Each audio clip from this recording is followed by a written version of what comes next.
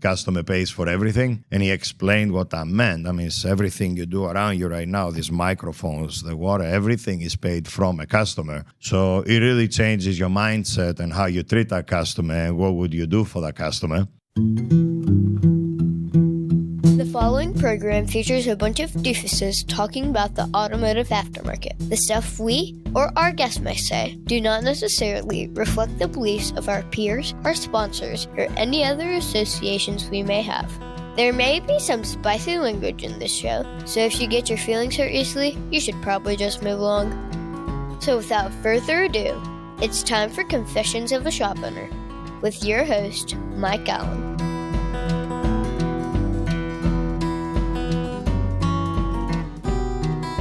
Here we are again, Vision 2025 in Kansas City.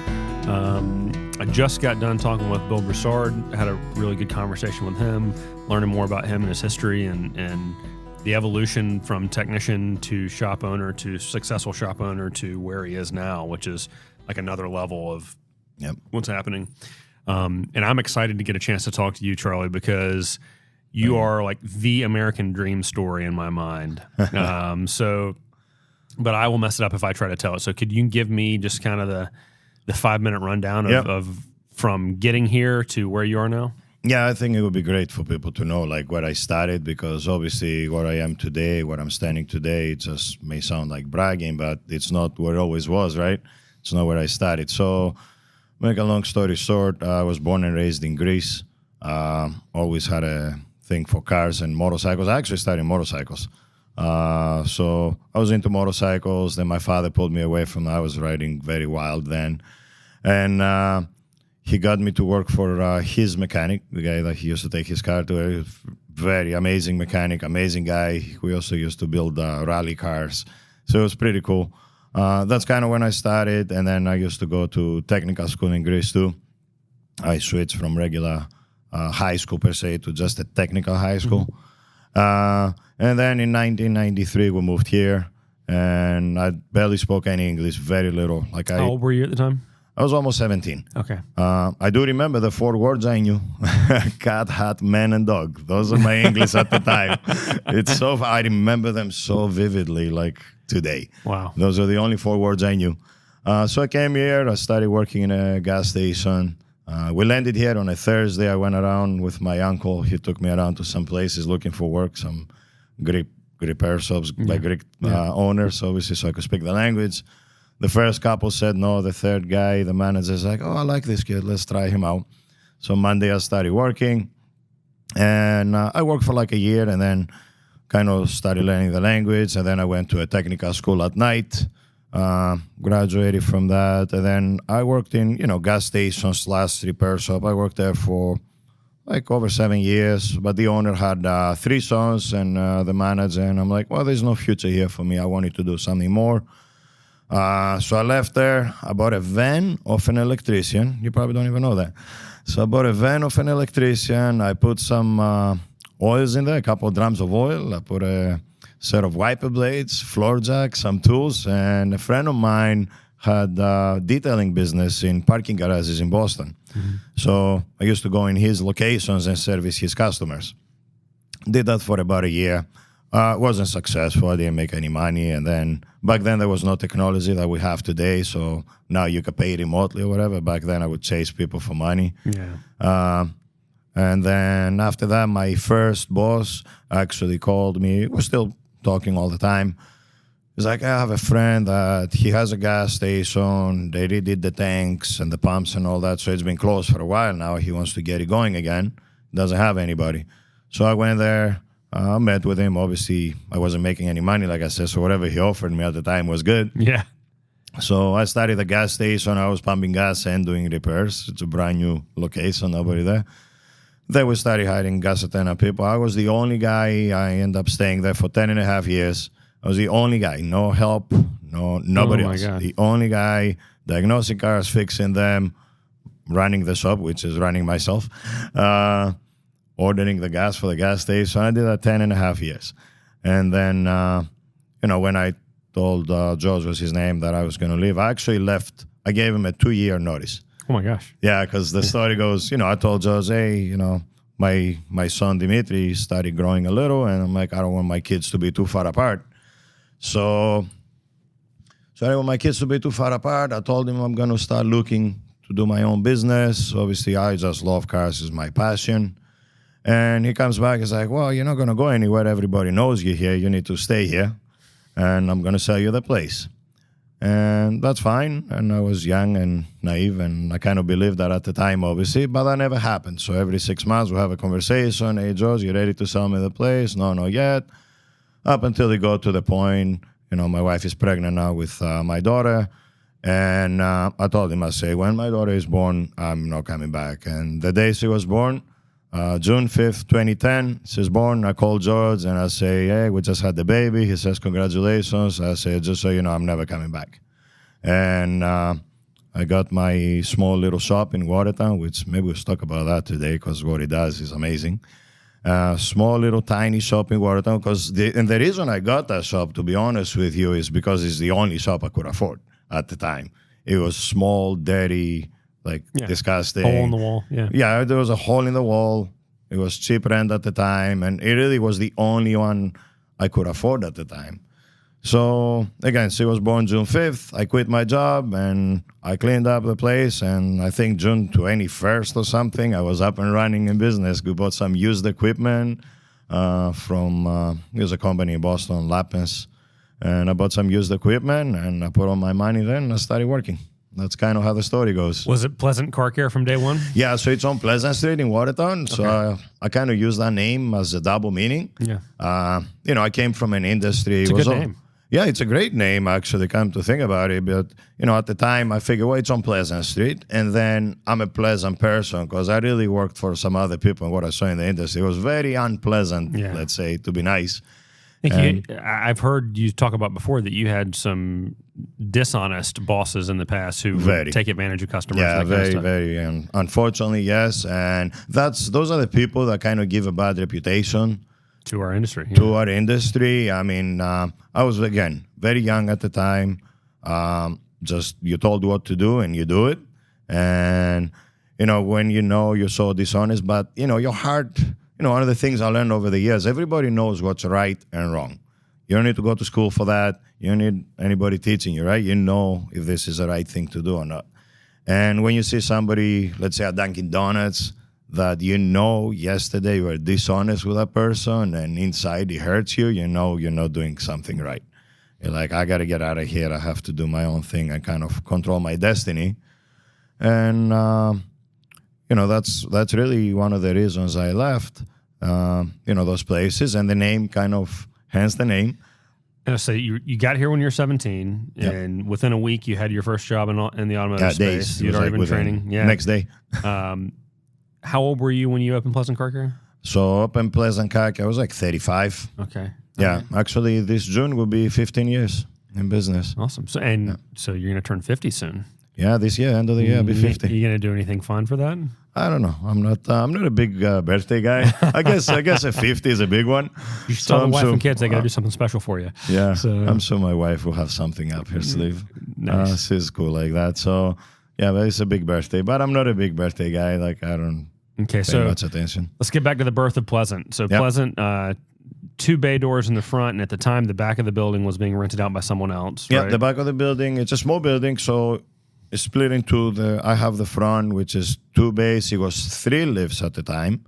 My office was actually, I borrowed the desk from my mother-in-law. She passed away now, bless her soul. But she had a counter in her alteration business, and she had an extra counter, and that was my first desk. Okay. That's why I said, used equipment, just people giving me stuff. So I bought a counter from an alteration. Didn't buy it. I borrowed it from her. And that was my desk for years. Like, that was my desk in the shop. You really have a bay, and then you have a desk. That was my front counter. Yeah. And then I built there was a bay there that was very low ceiling. It's probably like a 7-8 foot ceiling. Like and a- then I like a made that an meal. office because I'm like, well, I can't put a lift in here, so what am I going to do? So I converted that to an office. That's our office and waiting area now. Okay, and so now you've got the 4 lifts in the front 2 bays, and eventually you got the back of the building also. Yeah, that was right? like within the last couple of years. Okay. Yeah, that we got that. It was, like I said, a body shop, and eventually they left, and we took it, and we use it mostly for parking. That's the big thing. We use that mostly for parking. I mean, the big change, Mike, you know me for a while now, so you know Todd Hayes, and I started working with him for a while. And I have to say, in the beginning, it was some light training, and Todd used to fly throughout the country and coach people. And I would do some of that, and I couldn't do that much because, first of all, I couldn't afford to pay him that much anyway. Yeah. So I did some changes, but, you know, all these things started moving the needle.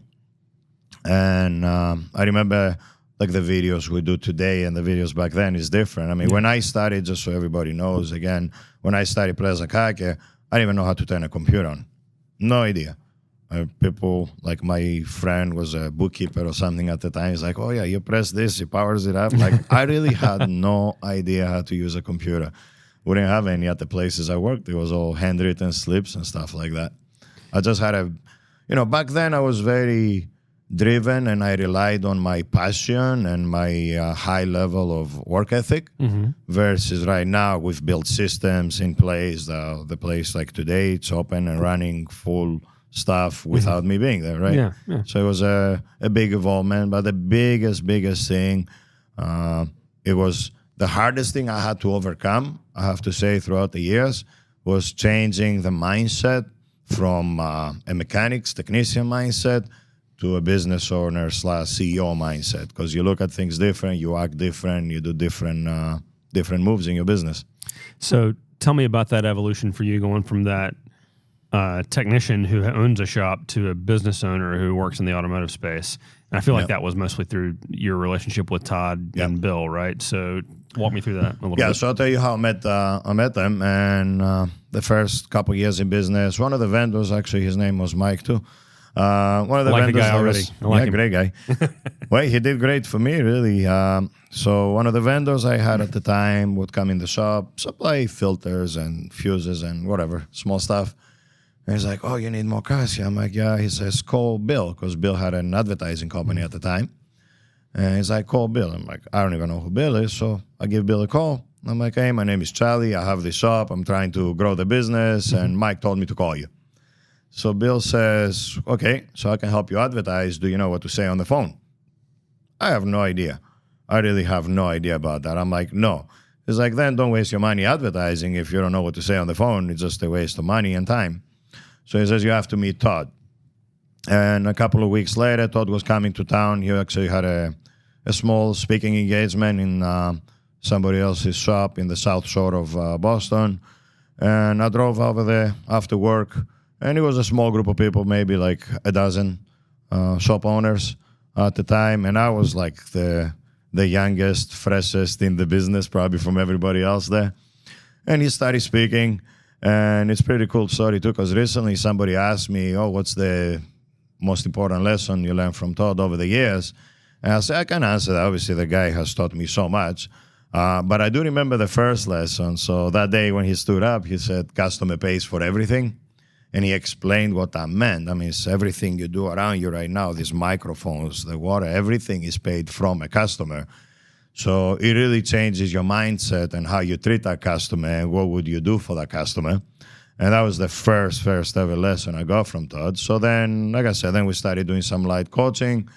It was very sporadic per se at the time because, again, one of the things was I couldn't afford to pay him all the time. And then after a few years later, Todd's brother died from leukemia. And Todd really took it very at heart, and he disappeared. I think it was about a couple of years that you couldn't find him. He says it's a year. It's way more than a year, or at least he felt for me like it was more than a year because we were all struggling. And then Bill kept, thankfully, Bill kept harassing his mother. He's like, can I talk to Todd? Can I talk to Todd? I need him to come back. So at some point, Todd's mother is like, can you please call Bill? He needs your help. So he called Bill, and Bill's like, Todd, please come and help me. And he's like, no, I'm done. I'm not doing this again. And then he says, please, like over But this happened over a few conversations. So Todd packed his stuff. He calls me after he said yes to Bill, and I remember, there's certain things in life you just remember so clearly. I'm driving home. I pull in my driveway, and as I'm pulling in the driveway, my phone rings, and it's Todd. And he's like, hey, I just got off the phone with Bill. I'm coming back on. Do you want to work with me again? And I'm like, you couldn't have called me in a better day. I had like employee problems at the time. So I sat in the driveway. We spoke for like 40 minutes or whatever it was. And then Todd flies to Boston. We rent a room in a hotel, a small room, and we have all of my guys at the time, which were not as many people as it is today, obviously. And then Bill brought his guys. We did a weekend program. And then from there on, it's just been full on. So obviously right now we've grown, as you know, a much more significant company. I have the 2 locations of Pleasant Kayaker and partners in the Houston operations. We have Auto Shop Answers, which I'm very involved with, and helping and coaching people. And that's, for me, the way that's very important personally, because I do see the need that people have out there, because like I just told you my story, I didn't know anything about the business. And obviously somebody helped me, and I owe all that to Todd.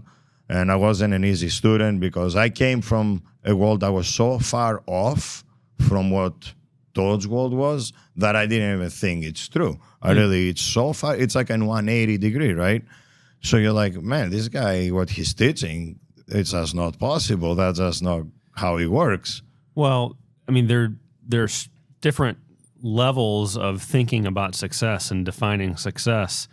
And, Todd's starting to throw around like billion-dollar numbers. Yes. Like independent automotive repair doesn't talk in billions. Exactly. There's a lot of independent automotive repair that don't talk in millions. Yep. And so, for me, it was like, I want to get to 5 million. And now I want to get to 10 million. And then it's, but my wife, if she were in this conversation, she would say, well, what is enough? What is the number? Well, it just becomes a game after a while, right?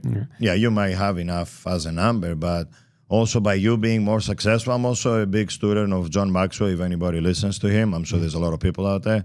And he says you can't give what you don't have. That's another number 1 lesson, right? So if you want to be helpful to your community, if you want, let's say, your technicians to make more money, if you want your service advisors to make more money, well, you can't, all that has to come through you. So you have to be a better leader, stronger leader, make better decisions. And I'm not going to say we always make the perfect decision, right? But obviously... Well, this whole podcast is predicated on all the poor decisions that I make as a business owner. So. I mean, who hasn't made mistakes? Let's not fool ourselves. We made so many mistakes in our lives. And one of the things, again, let's go back to what we were just talking a minute ago, was so Todd's game plan or vision was so far off, I didn't even think it's real. But now, one of the big mistakes that most of us make, and you probably made it at some point, thinking too small, right? Yep. It really holds you back because your decision will be different if you're thinking small or if you're thinking big. Because everything you do affects big or everything you do affects small. I hear sometimes people talking about employees or hiring, how many you're going to hire, and, well, where do you want to go? Like, what's your goal? What's the end goal here? It makes a big difference. I think that's a big weak spot for me is recruiting and hiring. Is I know that I need to hire, I need a GS, I need an advisor, I need a technician across the company right now between the locations. So one of each. And I should be able to go do that Monday, right? If I'm really going to take it seriously. Yeah, if you sit down and focus, you could do that in a day. Yeah, but I find reasons not to. I find excuses and that kind of thing. So there's a couple of things, right? So a lot of us do what we call owner stuff. So do you have somebody running your books? I do, yeah. Okay, so you don't need to do that. Yeah. You have people checking people in. You don't have to fix cars, right? Yeah. So there's really nothing else for you to do other than recruit and build a culture of your company. So again, I was all of it. I was the only guy when I started. And, one day, it's very vivid. Actually, I'll tell you 2 stories. Twice this happened. When I was still early on, very few people in the company, whatever, I did actually 3 clutch jobs in one day myself. And at the end of the afternoon, whatever, I posted that on Facebook. And Todd calls me, and I thought he's going to be proud of me. And he's like, wow, bravo, congratulations. You basically value yourself just as much as a technician. He's like, could you have hired somebody to do those jobs for you? I say, yeah, but I got to do them. And then that was a very eye-opening. He actually got in my face that day. And I thought I was proud, and oh, look at me, I did 3 clutches, who else can do that? And he's like, no, you just devalued yourself. And I'm saying that with all, respect per se, because again, the minute you change your thinking and what's my time worth, right? What you going and hiring those 3 people on Monday will be way more impactful than anything else you'll do that day, will it not? Yeah. You see, it's like, wow, so recruiting, training, setting up the culture, setting up goals, working on technology going forward. We usually working right now, myself, Bill, Todd, and Joe Adams, we're working on having our own AI guy in-house to develop technology that we want exactly the way we want it, not of as AI is evolving. There's a lot of like cookie cutter stuff, and a lot of it is really good, obviously. Yeah. But it's cookie cutter. We want to customize it, right? So what's going to move the needle more, that or me doing a clutch job? Yeah. And then there was another deal. I was in the shop. The shop is a little backed up, and they just had to get this oil change done really quickly at the time. And this is before we really fine-tuned the process that we have today, which we should talk about. So the shop is backed up, and I get under the car and start doing the oil change. And Todd was in the little office, and he comes out, and he starts clapping. I'm like, what's going on? He's like, look at you. He's like, what do you do? I'm like, well, the shop is backed up. I had to help him. He's like, I just closed this multi-million-dollar deal. So that was very eye-opening. Again, my 10 minutes of doing an oil change and his 10 minutes are valued way different. See, valued way different. And that's why sometimes there's a lot of hate in the industry from people. I hear it about Todd because they just really don't understand it. That's all there is to it. They don't understand, what he can see. They can't see what he can see. And there's a big gap in between. And that's why there's that hate, right? If you don't understand what I'm talking about, you might think I'm wrong. But once you implement it and you do it, and then I can show you. So yesterday we met a guy actually in the front. He has 6 shops. And I showed him one single move he can make, and I made him $6.3 million. We used the calculator with very comfortable numbers. We didn't push the numbers. I say very easily, if you do this move, you're going to be able to do this number. This is what it's worth to you. So I say, that's your decision. Do you want to leave $6.5 million on the table or not? It's like, okay, you got my attention.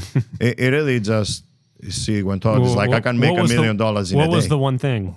The one thing is, you can't tease me $6.5 million. So he's closed on Saturdays. Oh, well, there you go. So we did, okay, let's do a math. Because if you open 6 stores on a Saturday and you average $10,000, which, like I said, it's a very comfortable number, right? It's not a crazy number. Yeah. And then you take your 20% net and you multiply that in the market when you're going to sell the company to some private equity deal, then that's worth $6.5 million. So do you want to be open on Saturdays or not? I don't know. You make that decision. But that's really up to you. Nobody else can make that decision. Yeah.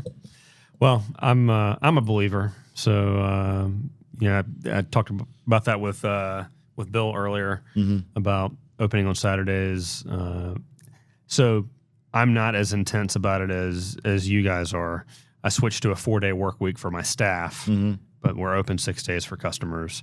And so that means I had to increase my staff. So you guys would probably jump in my ear about having too much staff, honestly. Why? So let me ask you this. Why didn't you keep the staff at 5 days? And you can have people, let's say, Monday through Friday or Tuesday through Saturday. And then you need less people, and they'll probably be able to make more money too. Because then on Saturday and Monday, you're at half staff, right? Well, are you running the concept as you've learned it? Yeah. See, because you can run the concept with less people. Yeah. If you run it properly. You really don't need so many people. Well, and there's some growing pains from having the 4-day rotating schedule is complex to manage, right? But ultimately, I think it was my desire to be seen as a super friendly boss, as a super. Well, how about this too? So I have one of my technicians that's been a Monday through Friday guy forever, for years. And he comes up to me recently, like 6 months ago, 8 months ago. I mean, been with me for like 7 years or something, long time. And he's like, hey, listen, I want to start making some more money because we want to buy a house. So do you mind if I work 6 days? I say, absolutely not. You know, like it's that easy. So are you really helping your staff or no? Why don't you make that their decision? Do you guys want to work 4 days? You want to work 5? You want to work 6? Leave it up to them. So again, I understand the logic behind it where you're trying to be super friendly, but don't you think they do something else on those couple of extra days they have? 100%. I've got a couple of guys who would work 6 days a week. See, you're kind of taking that opportunity away from them for only allowing them the 4 days. Yeah. Yeah. Well, that's let's say you have a good technician that is flat rate and he can crank some work for himself. A younger guy who doesn't have kids and he's just hungry and wants to make those big bucks. And right. Or even with the kids, the guy I'm telling you the example, but he has 3 sons. So, hey, he's like, I need to make more money. I have a big family. Kids are expensive. And I need a bigger house. So I need to make more money. So again, either way, I kind of feel like nobody can make that decision for the employee. I have to provide the platform, right? Hey, this is the platform. This is what's available. How much you want to work? Just like I said yesterday. Do you want to work Saturday or not? I don't know. It's your decision, but there's a platform. Yeah. Saturday seems like a no-brainer to me. Like it's just low-hanging fruit. Yep. Is Sunday more challenging? Yeah, I'm not going to lie. Sunday is more challenging because why? It's mentally getting everybody prepared for it, whatever. But that's all there is. Once you're open and you do it for a month, then it's just another day. Nobody even thinks about it. I have full-on stuff tomorrow. Yeah. Like it really becomes a no-brainer, just like any other day. You ever been down at Adams on a Sunday? I have. Yeah. There's a lot of people there. Yeah. There's a lot of cars there. Yeah. If you really sit back, I've done this. I sit back and I watch what's happening, and it's no different than a Wednesday.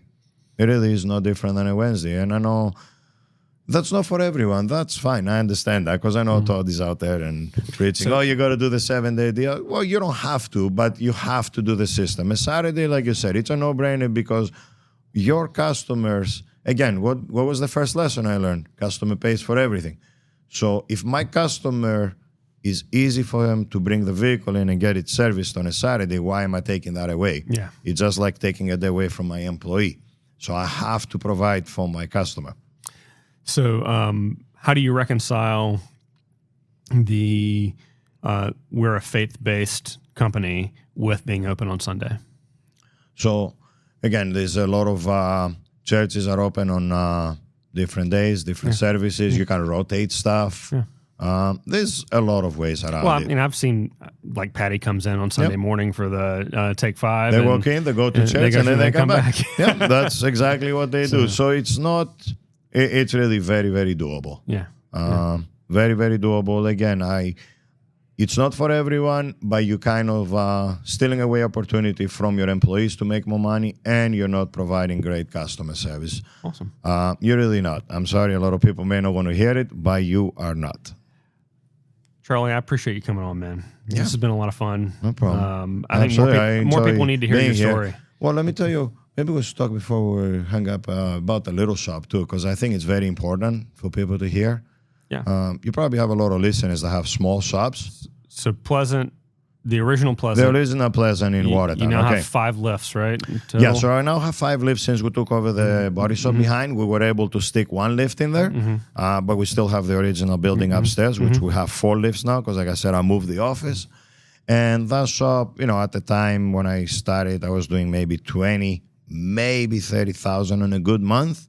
And right now, by running the concept and the follow-up process, the record month is 369,000, and I netted at 24% off of that. So you can do the math. That's a lot of money, and that doesn't include all of our B-backs. I mean the add-ons that we have, because obviously we have the recruiting fee that we pay. We have the BDC sender. All those things could be add-ons. So for anybody out there that has a small shop, you actually have a benefit on a small shop. You can be very efficient. When you have a big shop, you can lose a lot of inefficiency. Put a car in the corner, it's okay, I'll get to it later. In the little shop, you don't have the time for that. You have to be super efficient. You have to inspect the vehicles fast. My small shop is definitely my most profitable shop for sure. It is 100% because there's less leaks and it's easier to manage. All right. Well, we got to balance. We're out of time. Awesome. This has been a lot of fun, man. Thank you so much for having me. I'll see you out there. Thanks. You, Mike.